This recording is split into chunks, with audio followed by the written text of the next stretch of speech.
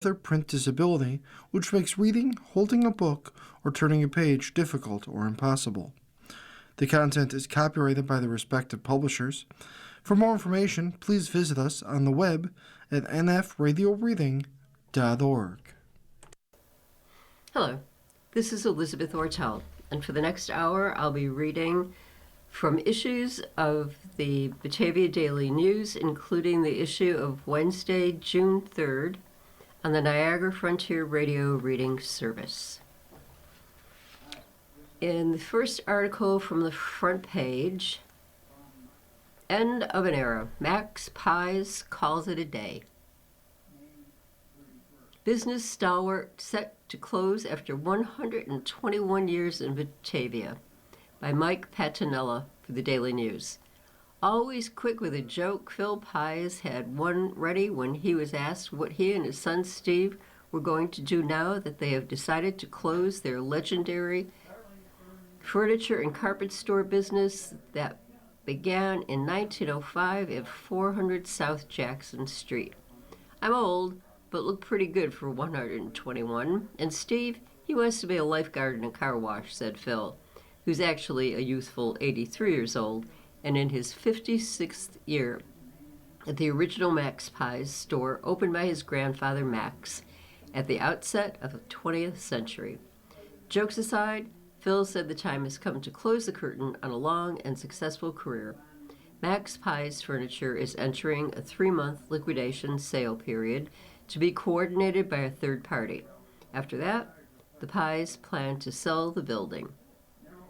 When asked why now, Phil said, there are a lot more stores out there now, more competition, but really the main reason is I want to start enjoying life now.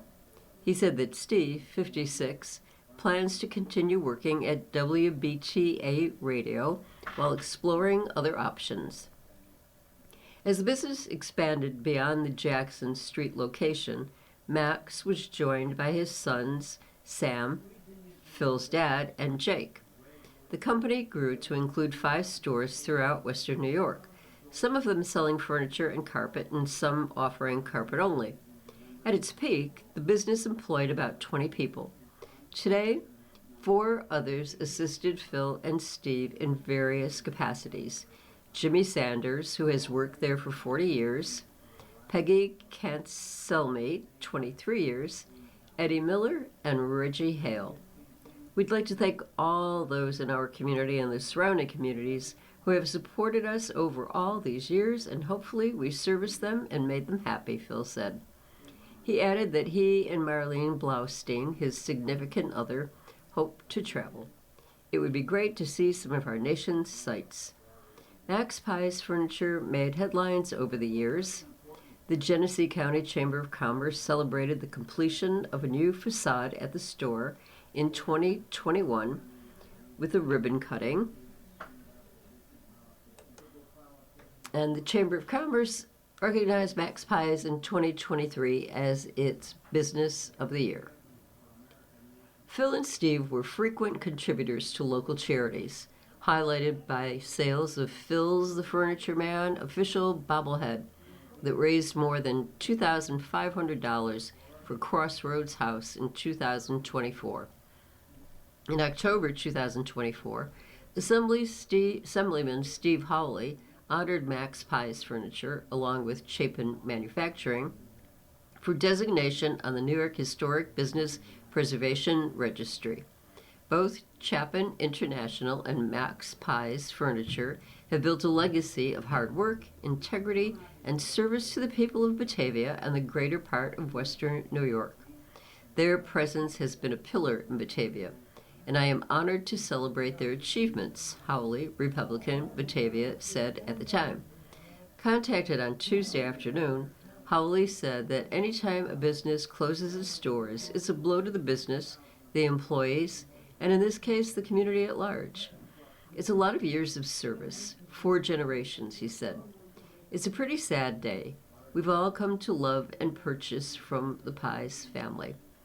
After Phil's sense of humor was mentioned, Howley brought up the television commercials where Phil was cast as the Furniture Man, who bounced off sofas, beds, and chairs in a frenzied state while touting another big sale. One day we were in Tops getting some food, and Phil was there, Holly said. And my youngest son, Cooper, who was 7 or 8 at the time, he's in his 30s now, said, "My God, Dad, it's the furniture man. Can we meet him? Can we meet him?" He was jumping up and down to meet him. Another article from the front page. Angel R. Cologne, again denied parole.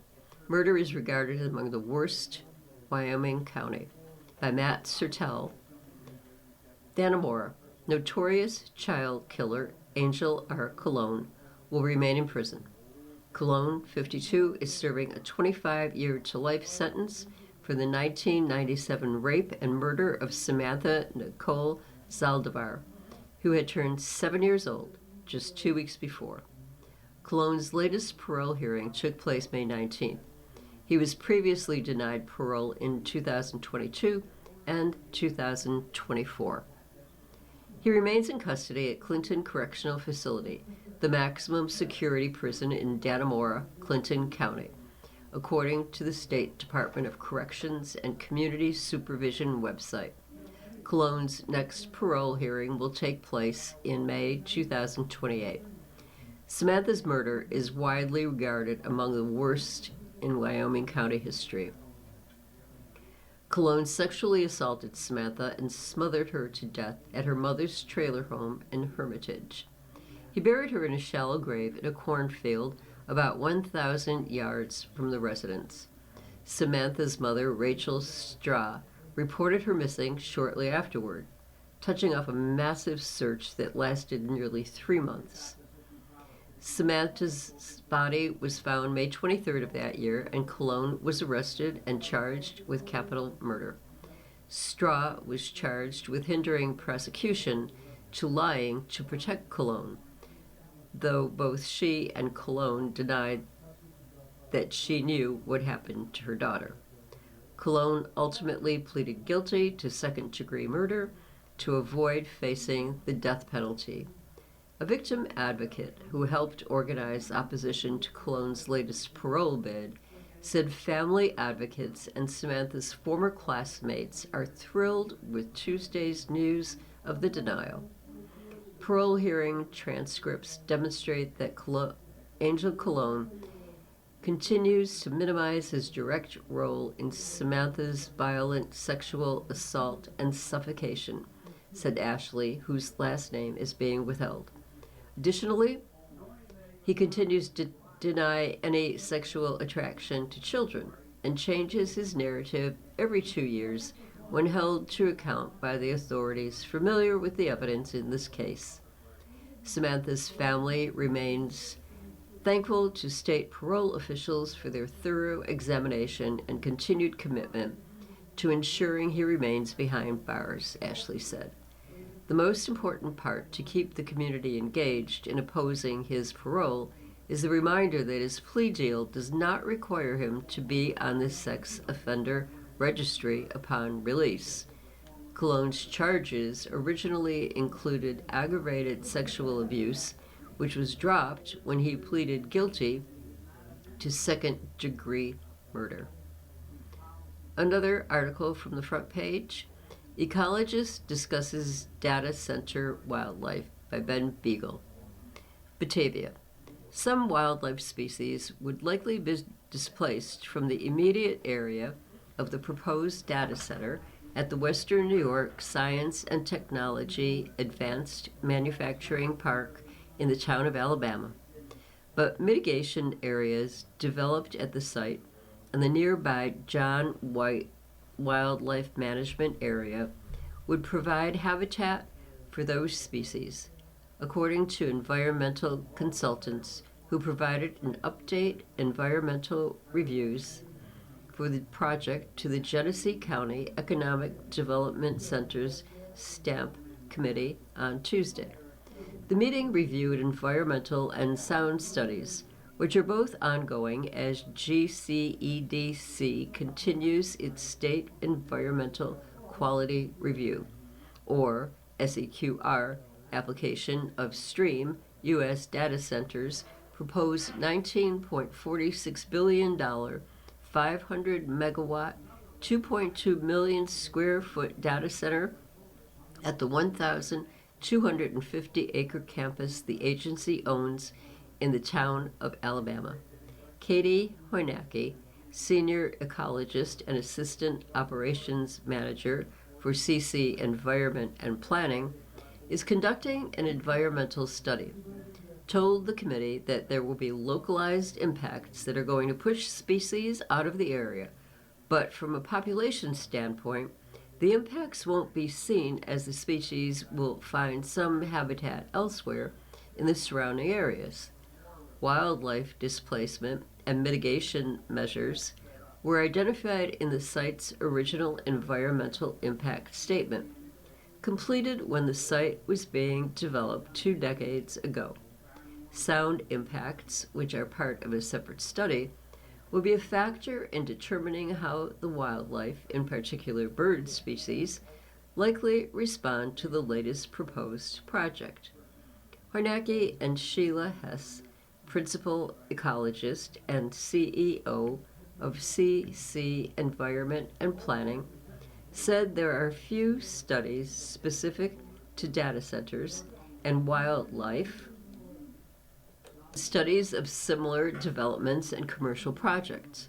There are some suites of species that are sensitive. These include grassland birds, some small mammals, some insects, and bats, Hoynacke said. Not that while the site does not host a lot of grassland bird, the short-eared owl and northern harrier, which are considered grassland birds, have been documented on the site and in the vicinity.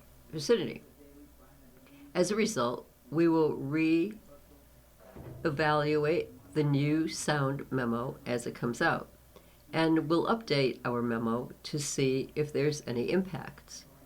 The consultants will also take a closer look at the sound study to examine potential effects on bat populations. Based on the current noise study, the noise impacts are expected to be very localized, Hoynacke said. The goal is for noise levels to be within 60 decibels during the day at the project's property lines. At 40 to 45 decibels, there can begin to be impacts to species, Hoynacke said, especially those that rely on hearing, such as grassland birds that need to hear each other singing, or some of the raptors, hawks, and owls that hunt using sound. As a result, the consultants said they will look again when the noise study comes out, but that sound isn't going to carry very far, so the impacts will be limited. In response, GCEDC President and CEO Mark Massey asked, "It sounds like that as long as those sound impacts are contained within the property boundary of the proposed data center, that our mitigation fields and the John White area would not be impacted. That grassland birds at that point of the mitigation area would not be impacted by this project." Is that accurate? Hoynacke agreed. From the initial version of the sound study, and from what I'm hearing, it's going to be even less than the noise impacts. Hess said that by the time the sound reaches those grassland areas, it's already below levels that will not impact the species. We'll confirm that when we see the study, she said. GCEDC board member Craig Juncker asked Hess, who has been involved with the development of the stamp site for several years, if there was anything about the project in particular that concerned her with what she's seen over the years in terms of complying and mitigating impacts. You are listening to a reading of articles and features from the Batavia Daily News on the Niagara Frontier Radio Reading Service. One of the things that we've always done is looked at ways to create a site that further minimizes the impact of development, Hess said. I don't see a difference necessarily between a data center or advanced manufacturing. Whatever is going to be in there is going to displace wildlife. What I'm trying to say is that we've always looked at the site holistically in terms of, can we maintain some of the higher quality wetlands on the site? Can we maintain corridors that will allow continued mobility and movement of wildlife species, even around as you develop? That's one of the best things you can do when you're doing a large-scale development site like STAMP, is to maintain and create that kind of continued connectivity, which is a lot of the concerns for wildlife. Sam East, acoustic specialist with GHD, the company reviewing the acoustic report for the proposed data center, provided the committee with a detailed overview of what is being reviewed and how frequently it is being reviewed. He described the process as the hard look required by the SEQR application. We've really been looking at and pressing ramble and stream on all the various noise aspects of this proposed development, he said. Ramble is a consultant retained by Stream. GHD's review has included generator noise, transformer noise, chiller noise, low noise impacts, tonality impacts. The review has been through various revisions of reporting and acoustic modeling with Ramble, East said. We've been reviewing it in turn each time a revision is submitted, the new report and the new model, and making comments, making recommendations, making request changes, and slowly but surely working toward a robust technical report that demonstrates compliances with the required criteria. The report has reviewed things such as ground absorption, reflectivity of building surfaces, and ground surfaces, including whether surfaces are grass or asphalt, and the site's specific topography, including the length of the land and the elevation data, directions, and whether a single-story or three-story house. As he said, a number of public comments have related to noise. All the public hearing and written comments have been provided to GHD so that GHD has those and can swing those back and ramble and stream. Another article from the Daily News on the second page. What's in the New York State budget? By Alex Galt. The state budget is finished and signed into law, and among the hundreds of pages of legislative language and billions of dollars in taxation and spending is a significant amount of non-budget related policy changes to things like environmental goals, construction reviews, and auto insurance. The final plan spends $268.5 billion, the largest in state history, as most annual budgets tend to be in New York. That's $113 billion more than the 2016-2017 state budget 10 years ago. Within the 10 bills that make up the state budget, many of the issues that Governor Kathleen C. Hochul has pushed for this year have been addressed. The governor has some of her most significant leverage in budget talks, and as a result, uses those negotiations and the legislation itself to push key issues that may not advance through the typical legislative process led by the Senate and Assembly. Climate Act. One of the most controversial issues Hochul pushed for this year was a plan to change some aspects of the state's Keystone Climate Law, the Climate Leadership and Community Protection Act, or Climate Act. Hochul did not outline her plan for specific changes to the law until March 20th, well after submitting her executive budget proposal. and just 10 days before the April 1st budget deadline. Actual legislative language specifying what Hochul wanted to change in the law was not shared until the budget bill containing it was printed on Tuesday. Hochul won a number of changes to the Climate Act that will delay the requirement that the state implement regulations to meet the Act's goals to the end of 2028. The original bill had a 2024 deadline, and a court ruled that the state was in violation of the law by not putting regulations in place. State regulators have drafted a plan for a carbon tax program that will reinvest its revenues into green and carbon-neutral infrastructure.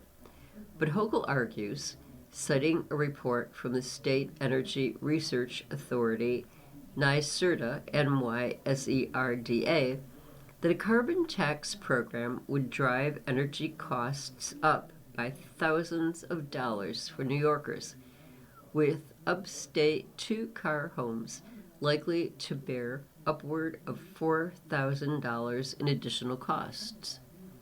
The carbon tax was not specifically called for in the original Climate Act, but rather identified by regulators as one of the more reasonable methods to achieve the Act's requirements. The changes made in the budget this year now name it as cap and invest, while not specifically requiring it come into effect. The tweaked Climate Act also now includes a legislative workaround that promotes a 60% reduction in emissions from 1990 levels by 2040, while leaving in place the existing 40% cut by 2030 language as a goal rather than a mandate. The long-term goal of cutting emissions by 85% by 2050 is still in place, and the new legislation also changes the accounting timelines for the effects of greenhouse gases, pushing New York to use a more common 100-year time frame rather than the 20-year standard set in the original Climate Act. These changes to the Climate Act are extremely unpopular among environmentalists and progressives in the state legislature. Protesters repeatedly marched through the state capitol, blocked entrance to the legislative chambers and the governor's office, as well as streets outside the Capitol, to protest any efforts to rewrite the law. Discussions over changes to the law dominated much of the budget negotiations among legislative leaders and the governor. Auto insurance. Another hard-fought issue that Hochul pushed through the budget this year was a list of changes to auto insurance and liability laws aimed at lowering the cost of car insurance in the state. Hochul's original list of changes wasn't fully put in place by the budget legislation, and the legislature put in a number of adjustments. Key changes include a ban on redlining, or using customer data like zip code or home ownership status to set the price of coverage, a change to state law that will require insurers get approval for any rate hikes, ending the current system that let companies hike rates by 5% annually without a regulatory review. A plan that came from Hochul to redefine what constitutes serious injury in state law, restricting it to lower payouts to accident victims, also made it through. The new laws also block anyone found to be more than 50% responsible for an accident from getting an insurance payout. Other changes include a cap on pain and suffering payouts to $100,000 if they were committing a crime at the time of the accident, and a series of changes meant to give law enforcement personnel more resources to investigate and prosecute attempted insurance fraud. Pensions. The budget also makes changes to Tier 6 of the state's employee pension program, which covers most state employees hired after 2012. The tier includes higher contribution requirements, lower overtime caps, and later retirement ages for employees covered by it. It was introduced in an effort to sustain the state's pension fund as older state employees with more generous plans retire. Public employee unions have complained for more than a decade about the plan and have pushed for changes. This year, some of these changes finally came to pass. This includes a slight cut to the contribution requirements from a range of 3% to 6% of annual paydown to a range of 3% to 5.75%. For teachers, the retirement age has been cut to 58, provided the teacher has worked for 30 years. Unions were asking for a blanket retirement age cut to 55 for all employees on Tier 6. And state employees also got a bump to the amount of annual overtime they can count toward their salary for pension purposes, up to $30,000 for most employees, and up to 25% of wages for state police and professional firefighters. The total cost of the changes is $577 million per year, with local governments expected to pick up the bulk of the extra costs. Another pension change was made for correction officers, enacting the death gamble bill that will allow the family of officers who die in the line of duty after their retirement age to collect on their pension benefits. That will come with a $1.7 million annual cost, plus a one-time $25.6 million lump sum payment to retroactively award pensions to the families of older officers who died at work. Less controversial issues included in this year's budget are a new exemption for tipped income, no tax on tips, and a new 75% tax on nicotine pouch products like Zyn, Z-Y-N. The new tax will generate about $54 million, while the tipped income exemption will cost about $50 million per year. Immigration. Hochul sought only a few public safety-related issues in the state budget this year, the most significant being her push to limit the use of local law enforcement in immigration enforcement efforts. While Republicans and the Trump administration have portrayed her policy as a sanctuary state policy, Hochul has taken great efforts to combat that narrative. New York is not a sanctuary for criminals, she told reporters in Albany on Thursday after a budget bill signing ceremony. Hochul's Local Cops, Local Crimes plan will bar any state office or local government agency, including local sheriff's offices, from entering into or maintaining 287G agreements with federal immigration authorities. Those agreements can include allowing immigration agents to use local jails to hold immigration detainees or to check jail populations for immigrants, as well as basic information sharing agreements, and in some cases, full deputization of local police officers to carry out immigration enforcement.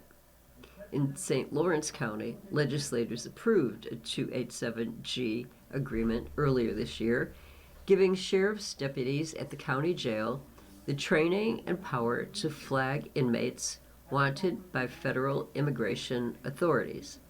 That agreement would have to end under state law as it stands now. Over a period of time ranging from 90 days to 6 months, depending on the agreements, The state will now require that local law enforcement agencies terminate formal or informal cooperation agreements with immigration officials and restrict their access to non-public areas of their facilities. But it doesn't fully block local police from working with federal agents. If an officer has a reasonable suspicion that someone in their custody has committed a crime, they can flag them to federal immigration authorities without penalty. That's gotten criticism from progressives in Albany, who have spent most of the last year pushing for a bill that would essentially sever all contact between state and local officials with federal immigration officials unless a judge signs a warrant for the specific information or individual being sought by authorities. The package passed in the budget does restrict state and local employees from cooperating with ICE in civil immigration enforcement actions. They can only share information in pursuit of a criminal, and mostly only with a signed warrant. Listening to a reading of articles and features from the Batavia Daily News on the Niagara Frontier Radio Reading Service. Hochul also pushed through a new ban on protests immediately outside a place of worship by defining a new misdemeanor for intentionally interfering with someone's efforts to access or exit a place of worship. The law defines a 50-foot bumper zone around worship buildings where protests could create a reasonable fear that worshipers are being threatened, and authorizes police to keep protesters out of those 50-foot zones. Education?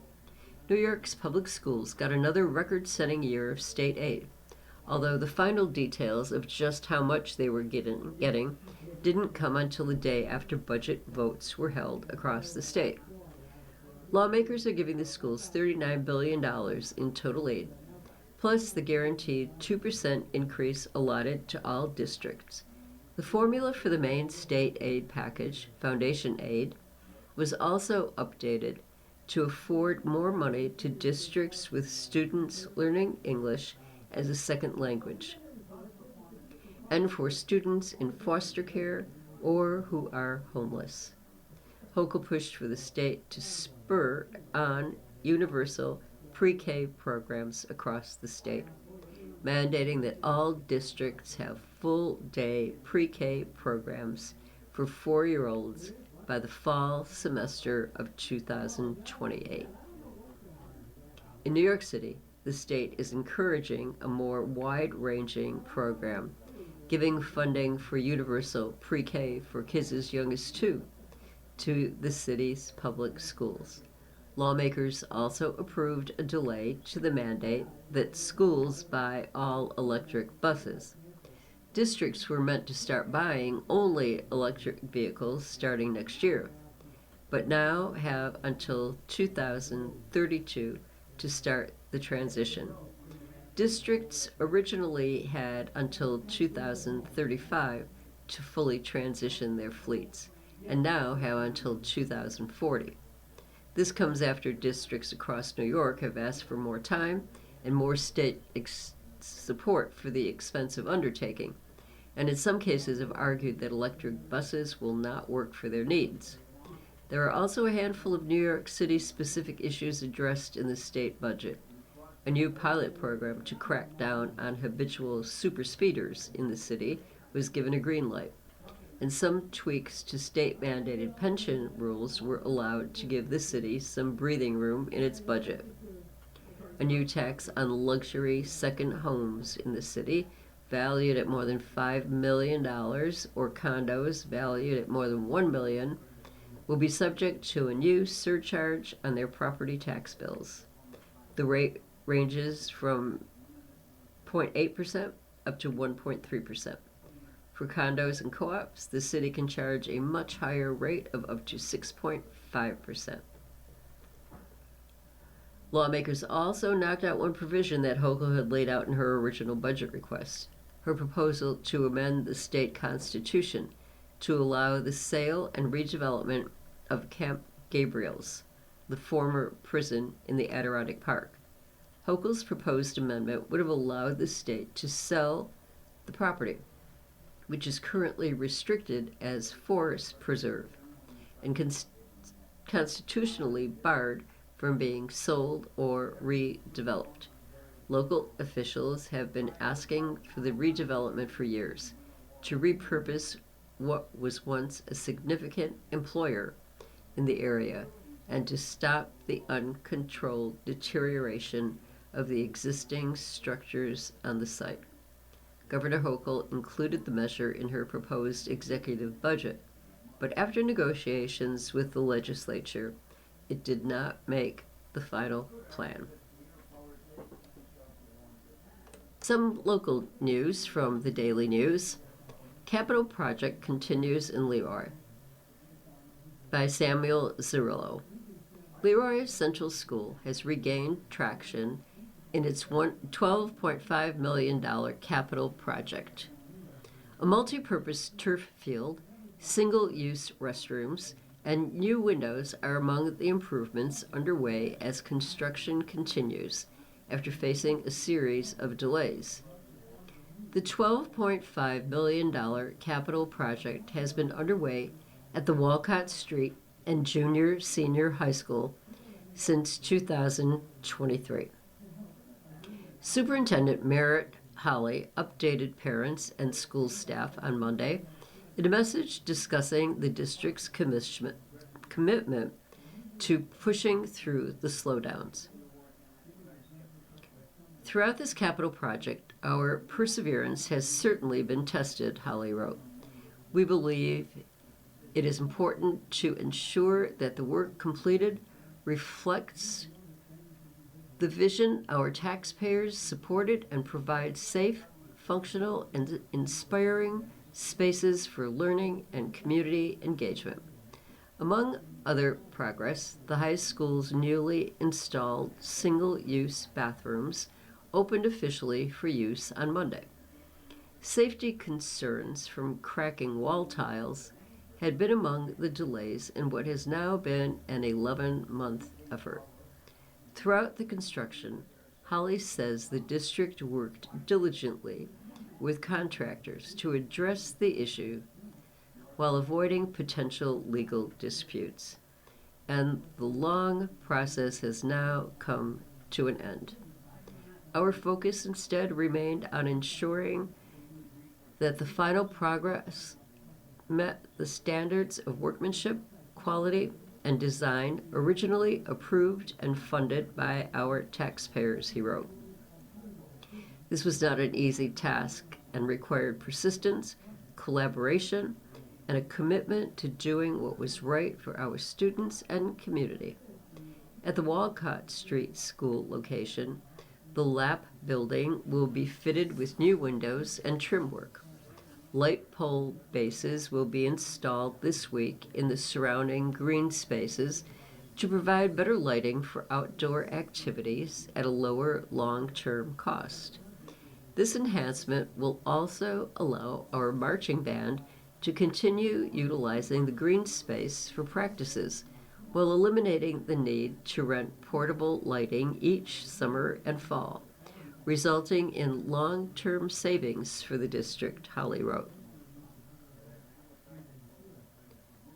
As for the multi-purpose turf stadium at Hartwood Park, Holley reports that construction is continuing to move forward, with concrete work coming this week, and fencing, bleachers, and the press box being added to in the near future. Despite the challenges posed by a difficult winter and an exceptionally wet spring, progress is being made, and we are benefiting from improved weather conditions as we move into June, Holley said. As of last November, the turf field's projected completion was estimated in time for the fall 2026 sports season. Holley told the Daily News that updates to this timeline would be available after a district project meeting next Friday. Although the delays in overall construction have been difficult for many, Holley thanked members of the district for their continued support. Thank you for your continued support, patience, and understanding throughout this process, he wrote. We recognize that construction projects can be disruptive and at times frustrating. However, the improvements being made will serve our students and community for many years to come.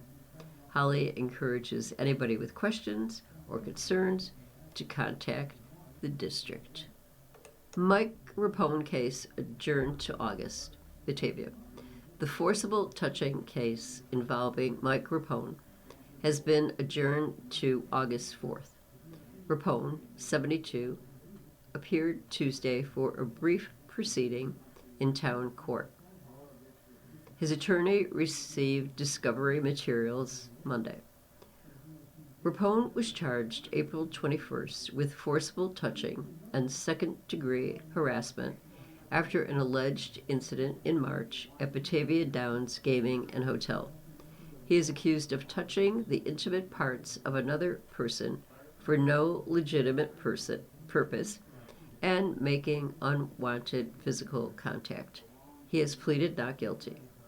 Rapone resigned from his job at the venue and was placed on administrative leave March 17th at Notre Dame High School. From the opinion section of the Daily News, the FDA's about-face on flavored vapes will prove deadly for kids by Michael Bloomberg. The decline in youth smoking is one of the great public health achievements of the 21st century, celebrated by conservatives and liberals alike. Yet the White House is now in the process of endangering it. Unless it reverses course, millions of American children will suffer the consequences. Tobacco-related death and disease do not discriminate by party. Everyone knows someone who has been affected by the ravages of tobacco use, but thanks to smart policies that have dramatically cut smoking rates, those stories have become less common. 25 years ago, nearly 30% of U.S. high school students smoked cigarettes. By 2024, that number had fallen to 1.7%, an astoundingly large decline. Unfortunately, there's more to the story. Hiding in that progress is the rise of e-cigarettes, or vapes. About 8% of high school students use them regularly. Of those who do, 9 in 10 are using flavored e-cigarettes. Most have already tried and failed to quit. Those statistics are deeply troubling, since the list of potential harms from e-cigarettes is long. Lung damage and respiratory illnesses, heart disease, impairment to young people's brain development, and other health problems given the toxic mix of chemicals they contain. But the dangers don't stop there. Using e-cigarettes makes teens 3 to 4 times more likely to smoke traditional cigarettes, according to the Department of Health and Human Services. Tobacco industry executives know this, of course, and they know the best way to hook teens is with sweet and fruity flavors. In 2019, President Donald Trump promised to crack down on this problem with strong rules and regulations, and to his credit, he did.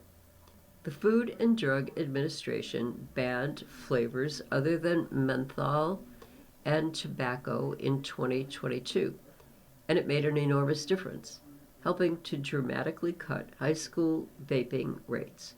But after the tobacco industry's backroom lobbying and political donations, the FDA recently reversed course on flavored products without even conducting a scientific review. The industry claims that only those ages 21 and older can legally buy any tobacco product, but that's laughable given how easy it is for children to get around restrictions. You're listening to a reading of articles and features from the Batavia Daily News on the Niagara Frontier Radio Reading Service. In fairness, the industry does make one valid point. The administration has failed to stop the flow of flavored vapes from China and other countries that are sold illegally here.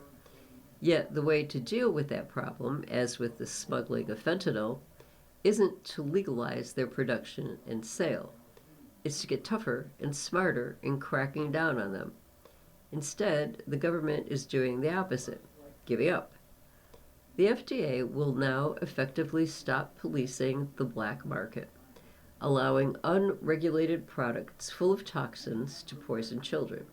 And it will also start allowing e-cigarette companies to sell their products before the agency has undertaken scientific reviews of them, further increasing the likelihood that Americans will consume dangerous levels of hazardous chemicals. These moves threaten to undermine 25 years of progress on smoking, much of it spurred by actions our administration took in New York City that spread across the country and the world. We dramatically reduced smoking rates through a variety of strategies, including higher taxes, enforcement against the black market, support for secession, and an indoor smoking ban. Back then, tobacco companies argued that the smoking ban would destroy the city's hospitality industry. Instead, it boomed. Bar and restaurant owners who initially opposed the ban quickly came to love it because it attracted more customers who spent more money. Today, the tobacco industry is making even more spurious arguments, including claiming that it's in the business of helping people quit smoking. If you believe that, then I have a bridge to sell you.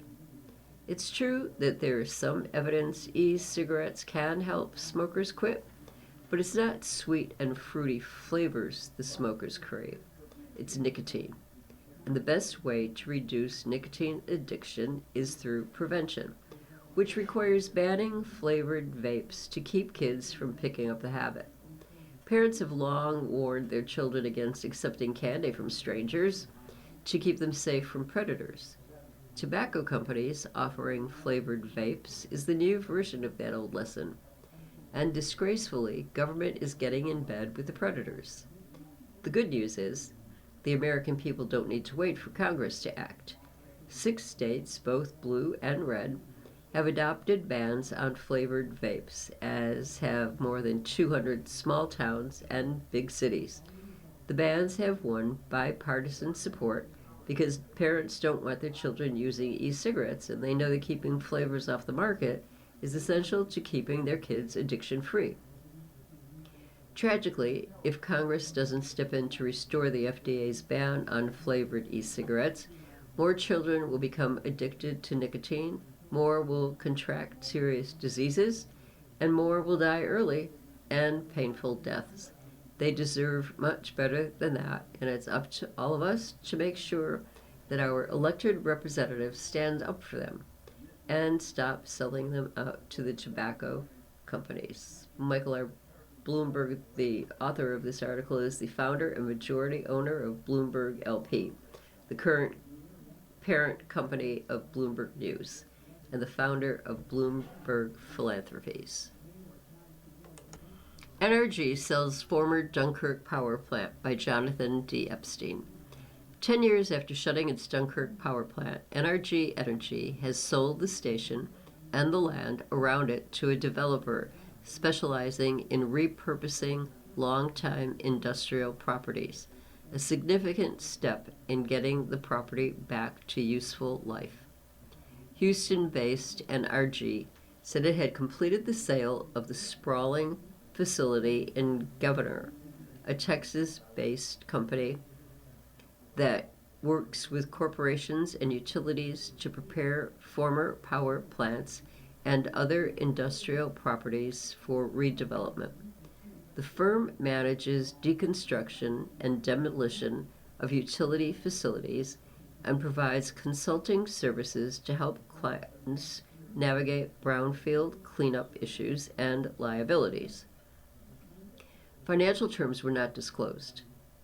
This is an important step for Dunkirk and builds on years of collaboration, said Matt Pistner, Senior Vice President of NRG and President of NRG Wholesale.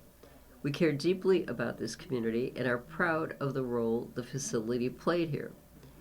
Jennifer, based in Chapel Hill, Texas, will be responsible for leading the next phase of site planning, preparation, and eventual redevelopment, working in conjunction with city officials in Dunkirk and Chautauqua County leaders, including the Chautauqua County Industrial Development Agency, CCIDA. I'm very pleased that all of the hard work the CCIDA, County, City of Dunkirk, and other stakeholders contributed to getting the NRG plant back into productive use has finally resulted in something very meaningful and positive, Executive of the County, P.J. Wendell, said. NRG operated its Dunkirk generating station from the 1950s until 2016, when the 600 megawatt coal-fueled power plant was retired. The company said it has worked with local and state leaders over the past 10 years to determine how to best return the site to productive use. A Buffalo consulting firm was even brought in 7 years ago to study potential reuse, but there has been no major movement since then. The Dunkirk site is one of two major former power plants in western New York that NRG has closed. The other one, the former Huntley plant in the town of Tonawanda, has also been closed since 2016 and is caught up in an eminent domain fight with the town. This transaction represents an important step forward for the Dunkirk community and the continued evolution of the site, the company said, declining further comment. The plant sits on 75 acres, but the property includes another 500 acres of landfill, where NRG used to dump coal ash, said Vince DeJoy, Director of Planning and Development for the City of Dunkirk. DeJoy said the plans for the property are still vague, and he and CCIDA CEO Mark Geese will be meeting with Governor Genover, Genober, officials Wednesday, after holding an introductory meeting 2 weeks ago with NRG. They've been working on the transfer of the property, but we have not met with them formally. DeJoy said Dunkirk knew NRG was working on a deal since late last summer, but the company couldn't divulge the identity of the buyer until now because of a non-disclosure agreement. But he said that NRG has previously done business with Genover to sell other commissioned sites. Genover has undertaken 6 previous projects in Louisiana, North Carolina, Indiana, and Texas. One of them, the former State Line plant at the northernmost tip of Indiana in the Chicago metropolitan area, is similar to the Dunkirk facility, DeJoy said. It was built in the early 1800s on 80 acres of reclaimed land along Lake Michigan. Once the largest power plant in the world, it was acquired by Dominion Power in 2005, but eventually shut down because of weak demand and high upgrade expenses. Genover bought it in 2012, demolished it, cleaned the site, and sold it to a local lakefront industrial company. The other 5 include the Entergy Willow Glen plant in St. Gabriel, Louisiana, a 2,200 megawatt gas and oil-fired plant that was built in 1960 on 700 acres. The plant was retired in 2016. The Edgecombe Genco power plant, a coal-fired cogeneration facility that was built and began operations in 1990. It was shut down in 2019. P.H. Robinson, an NRG natural gas plant in Texas that was shut down after it was damaged by Hurricane Ike. Genover bought it and 1,100 acres in 2011, separated it from the power grid, and demolished and remediated it over 18 months. Hiram Clark, a power plant built in the early 1940s by Houston Power and Light, It was shut down in 1980 and sat vacant for years before new owner Biofuels Power hired Jennifer to clean the site and demolish the facility. ROVA, which consisted of a pair of coal power plants in northeast North Carolina that were started up in 1994 but retired in 2017 and acquired by Jennifer. Work was completed in 15 months and the site was sold to Roseburg Forest. At Dunkirk, DeJoy said the developer will try to assess what's there before determining the next steps. They don't know what the extent of contamination is on the site, he said. But DeJoy said Dunkirk wants to see the facility repowered, particularly as a nuclear power plant. And he said he understands Jennifer would be open to looking at that. Governor Kathy Hochul has called for construction of new nuclear power generating capacity that would produce at least 1 gigawatt of additional energy, citing the impending electricity shortage that the state is facing.